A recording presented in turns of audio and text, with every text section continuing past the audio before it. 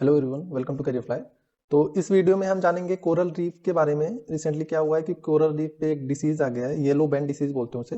तो वो किस तरह से इसे अफेक्ट कर रहा है, दोनों में क्या रिलेशनशिप है और इसका हमारी लाइफ पे क्या इम्पोर्टेंस है, ग्लोबल वार्मिंग इसके लिए कैसे जिम्मेदार है, तो इन सारी चीज़ों के बारे में जानेंगे। तो सबसे पहले जान लेते हैं कोरल क्या होता है। ये जो इमेज आप देख रहे हैं ये कोरल है, ठीक है, प्रवाल। और ये एनिमल होता है एक प्रकार का, ये प्लांट नहीं है, एनिमल है। इस पे एक ग्रीन एल्गी होती है, ग्रीन एल्गी जिसका नाम है ज़ूज़ॉन्थली। सारी प्रॉब्लम यहीं से शुरू होती है। और कोरल और ज़ूज़ॉन्थली के बीच सिम्बियोटिक रिलेशनशिप होता है। तो कोरल रीफ क्या होता है आप समझ गए। कोरल रीफ क्या होता है, इन्हीं कोरल के द्वारा कैल्शियम कार्बोनेट की कई परतें रिलीज की जाती हैं, मतलब कैल्शियम कार्बोनेट रिलीज किया जाता है। तो उस कैल्शियम कार्बोनेट की कई परतें मिलके एक छोटी सी पहाड़ी नुमा आकृति बना लेती है। तो उसी को, और ये काफी कठोर होती है, कैल्शियम कार्बोनेट आप जानते हैं काफी कठोर होती है, तो इसी को प्रवाल भित्तियां कहते हैं। ठीक है, आगे की स्लाइड में हम देखेंगे। तो येलो बैंड डिसीज है, ये मेन प्रॉब्लम है।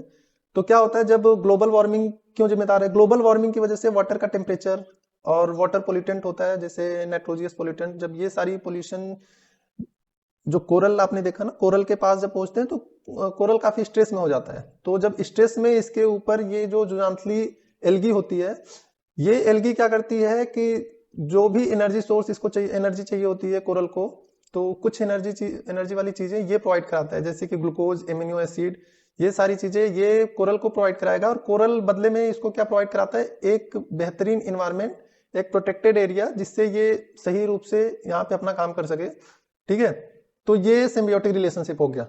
तो अब क्या होगा, जब कोरल स्ट्रेस में होता है तो ये जो येलो बैंड डिसीज के बैक्टीरिया होते हैं ये इसको अफेक्ट करते हैं, जुजांथली को। और जुजांथली को अफेक्ट करते हैं, फिर इसको खत्म कर देते हैं धीरे धीरे। और जब खत्म हो जाएगा तो आप समझ सकते हैं कि इसकी वजह से फिर कोरल को भोजन नहीं मिल पाएगा। फिर कोरल को भोजन नहीं मिलेगा तो कोरल खत्म हो जाएगा, और कोरल खत्म हो जाएगा तो कोरल रीफ खत्म हो जाएंगे। तो ये सारी चीजें प्रॉब्लम की वजह हैं। तो ये आप देख लीजिएगा, ये पढ़ लीजिएगा, ये मेन चीजें हैं। आगे की स्लाइड में हम जानेंगे कि ये काम कैसे करता है। तो आपको बताया जैसे कि ये जो जुजांथली ग्रीन एल्गी है उस पर अटैक करता है और उसे खत्म कर देता है। लेकिन मेन वजह तब होती है, ये पहले जो कमजोर कोरल होते हैं उसे देखते हैं। और कोरल की कमजोरी का वजह क्या है, ग्लोबल वार्मिंग।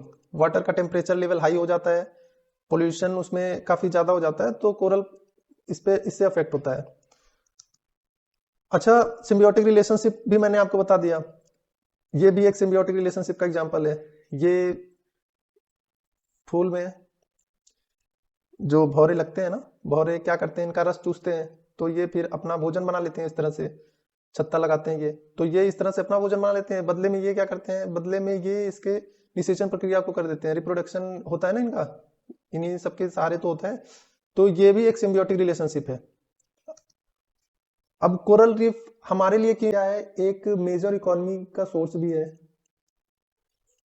इससे कई तरह की दवाइयां भी बनती हैं, मेडिसिन के लिए, मरीन लाइफ के लिए इंपॉर्टेंट है। और कई तरह की यहाँ पे जीव जंतु भी पाए जाते हैं जो बहुत ही सुंदर होते हैं, मतलब टूरिस्ट के पॉइंट ऑफ व्यू से भी होते हैं, फिशिंग के भी पॉइंट, मछलियां भी इनके पास बहुत ज्यादा होती हैं फिशिंग के पॉइंट ऑफ व्यू से, मतलब आप हर तरीके से देख सकते हैं। तो ये कोरल काफी इंपॉर्टेंट है। और लगभग बिलियन डॉलर यहाँ से पर ईयर प्रोड्यूस होता है, मतलब यहाँ इकोनॉमी में कंट्रीब्यूशन इसका लगभग 10 बिलियन डॉलर के आसपास है। ठीक है, इसी के साथ लेक्चर समाप्त करते हैं। Thank you so much. एक क्वेश्चन है, आप बताइएगा कि ग्रेट बैरियर रीफ कहाँ पे पाया जाता है, ये शायद आप बता सकते हैं। Thank you.